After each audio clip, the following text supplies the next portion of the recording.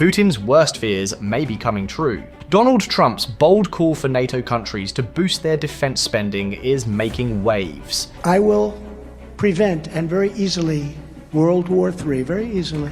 I will have the disastrous war between Russia and Ukraine settled. This push for a 4% GDP target might be bold, but it's essential in securing peace and deterring conflict. Is Putin really worried about it? Is Trump going to help Ukraine? Or is it going to be the next World War III? We took care of the military like it's never been taken care of before. In fact, we want you to buy twice, okay? Twice what you thought for half the price. This video is about how Trump's message could change everything and what it means for Ukraine's fight for freedom. Stick around, you won't want to miss this. Now first, like always, be sure to hit the like button down below. It helps us out tremendously with the reach of this video. Thank you. Trump's message to Russia carries a weight that's hard to ignore. A recent report from the Financial Times reveals how his potential presidency could bring unexpected shifts, especially for Putin. At the heart of this tension is NATO, a long-standing source of Russian unease. Trump is urging NATO countries to strengthen their defenses, pushing for increased spending that could reshape the balance of power. For over 1,000 days, the conflict in Ukraine has tested Russia, with each passing year bringing new challenges. As the world watches, the possibility of a transformed NATO strategy adds a sense of urgency to a situation already fraught with uncertainty and resilience.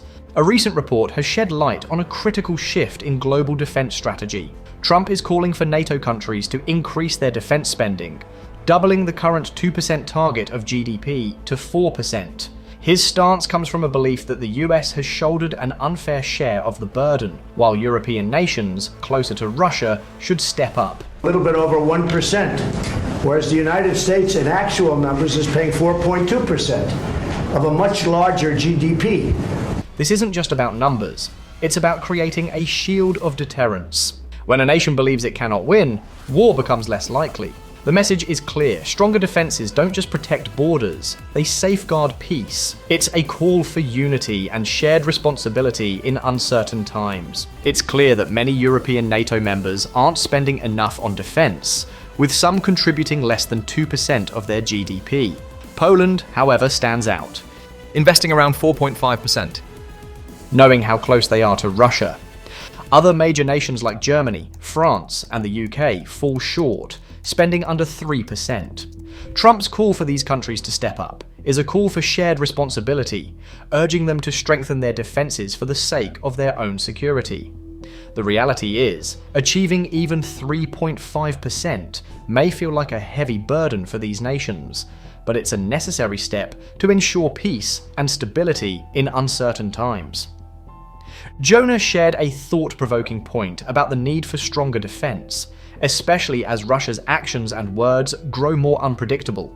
Warhead of an Iskander-M Russian ballistic missile. The Air Force say they shot 2 of them down, and the shockwaves, the blast waves from that explosion causing a huge amount of damage. He reminded us that a vast portion of Europe, about 80%, remains unprotected by air attack, leaving it exposed to threats.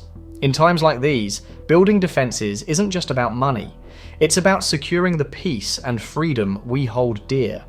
We see this clearly in Ukraine's relentless fight for its future. Trump's proposal to increase defense spending to 4% might seem bold, but it's likely just the starting point. Settling at 3.5% feels more practical, reflecting the way history has shown us that strong defense is the best way to avoid devastating wars. It's a lesson from the past, reminding us that preparedness helps avoid conflicts before they start. Ukrainian President Zelensky has openly expressed a deep need for Trump's support, seeing the American leader as a vital ally in the fight against Putin's unpredictable and dangerous actions. Zelensky believes that a united Western front is key to stopping Russia's relentless aggression and hopes for meaningful talks with Trump to find a way to end the suffering in Ukraine. Putin's leadership is marked by an iron fist, crushing any opposition with ruthless tactics, from silencing critics to imprisoning those who dare speak out. Journalists and activists risk their lives daily, bearing the heavy cost of challenging a regime that brooks no dissent. Strikingly, the war Putin started to prevent NATO's expansion has instead done the opposite. Countries like Finland and Sweden are now part of NATO, strengthening the alliance and pushing back against Russia's growing threat. In his attempt to isolate Ukraine, Putin has inadvertently made NATO stronger and more united than ever. In the past, countries like Finland and Sweden have chosen to stay neutral in order to avoid angering Russia. They understood the tension around NATO's presence, knowing how much Russia resented the idea of the alliance expanding right up to its borders. But as Russia's actions have grown more aggressive, particularly with the invasion of Ukraine, these nations have come to realize something critical. The only real protection from Russia's reach is to join forces with NATO. It's a decision made from necessity, not hostility. A decision rooted in the desire for peace and security. What's striking, however, is the contradiction in Putin's stance. He's often vocal about NATO being a threat, warning the world about the dangers of the alliance and its growing presence near Russian borders. Yet, when you look at the situation on the ground, there's an unsettling truth. The borders of Finland and Sweden with Russia, which should be a place of concern for Russia, are left largely undefended. The reason? All of Russia's military forces are stretched thin, bogged down in Ukraine. Instead of fortifying the borders he claims to fear, Putin has sent nearly every soldier into Ukraine, fighting a war that has become longer and bloodier than anyone could have imagined. This lack of defense on the NATO border shows something far deeper. If Putin truly saw NATO as the great threat he often claims it to be, one thing that sticks out, Putin claimed in an interview published on Sunday that NATO is taking part in the Ukraine conflict with its arms supplies to Ukraine. Why would he leave it so vulnerable? Why would he invest every resource into a war in Ukraine if his concern was truly about NATO? The truth is, his reasons for invading Ukraine are not based solely on NATO's expansion. There's something more personal at play. Putin, as he's openly stated, has a vision to rebuild the Soviet Empire, which he sees as a monumental loss. He regards the fall of the Soviet Union as the greatest geopolitical disaster in history. And now, with age catching up to him at 72, he's determined to restore what was lost. This vision drives him, but it's also been a destructive one. The quick victory he once promised has turned into years of conflict, with Russian soldiers caught in a relentless battle, watching lives be lost with no end in sight. The war that was supposed to take just days has dragged on for over 1,000, leaving Russia battered and broken in ways no one predicted. But even in the face of this growing tragedy, something seems to be shifting in Putin's rhetoric. In a recent public Q&A, he made a rare admission, one that hints at the possibility of change. He was asked whether he was prepared to compromise on Ukraine, and his response showed an unexpected opening. Putin acknowledged the art of compromise in politics, stressing that Russia has always been open to talks, even pointing to an agreement made in Istanbul in 2022. However, he claimed that the Ukrainian side rejected this path, influenced by their allies, and chose instead to fight until the last Ukrainian. It's a telling statement, isn't it? He suggests that the real roadblock to peace is not Russia's aggression, but Ukraine's unwillingness to negotiate. Yet, in his own words, there is a quiet acknowledgement of the toll this war has taken, not just on Ukraine, but on Russia as well. The refusal to compromise, the continued loss of soldiers, and the devastation of what should have been a quick campaign all seem to be pushing Putin toward an inevitable realization. Maybe, just maybe, there needs to be a way forward that doesn't end in endless bloodshed.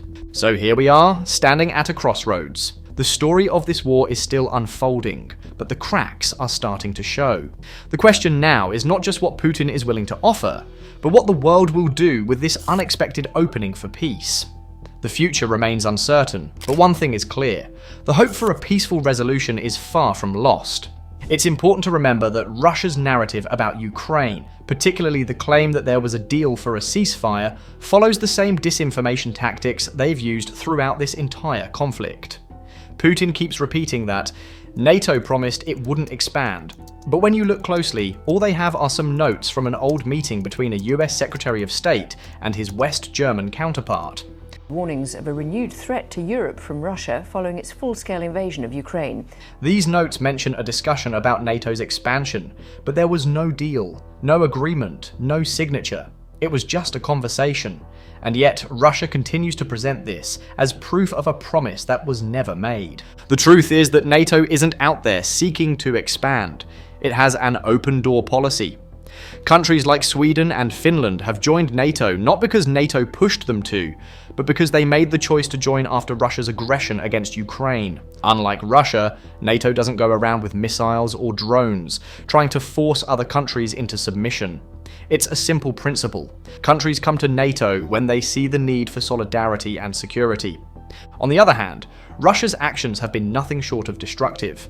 After nearly 1 million casualties, Russia still throws everything it has – missiles, drones, tanks – just to capture small parts of Ukraine. It's a stark contrast to NATO's approach and the way alliances are formed. As for the ongoing support to Ukraine, the decision to continue funding and providing aid is crucial. The goal isn't just to help Ukraine, it's to ensure that Ukraine is in the strongest possible position when the time for negotiations arrives. Whether or not Russia is ready to negotiate, the West and Ukraine must be united and firm. Pulling out support would only weaken Ukraine's hand and give Russia an unfair advantage at the table. That's why the decision was made to keep the funding going. It's not about endless support, it's about ensuring that when the time comes for peace talks, Ukraine will be able to negotiate from a place of strength, securing the best possible outcome. This is something we've been saying for a long time. The true measure of commitment to Ukraine is seen not just in financial support, but in the appointments made to key positions. One such appointment is General Keith Kellogg, a man who understands the intricacies of dealing with Russia. Keith Kellogg is a retired lieutenant general who was the national security advisor during the first Trump. And knows how vital it is to prevent this conflict from escalating into something even worse. He's a person who's focused not just on military strategy, but also on peace and stability. General Kellogg has made it clear that, if peace negotiations are to succeed, they must be handled with caution and a clear understanding of Russia's behavior. The aim isn't just to end the war, but to ensure that peace is achieved in a way that protects Ukraine's sovereignty and security. War, especially the kind we're seeing now, carries an incredible weight. The kind of battle we're witnessing between Russia and Ukraine isn't just about land, it's about human lives, sacrifice, and endurance. For centuries, Russia has fought with overwhelming force, relying on sheer numbers to overpower its enemies. This is a strategy deeply rooted in history, one that echoes back to World War II, when Russian forces endured incredible losses to win. Right now, the casualty rate is staggering, about 5 to 1 dot.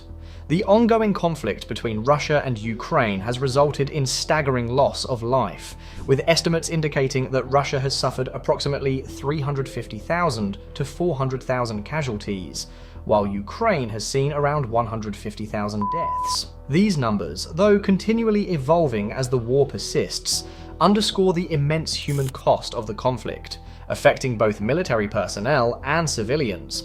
The death tolls reflect the brutality of the war and the profound impact it has had on both nations, serving as a grim reminder of the devastating consequences of prolonged warfare.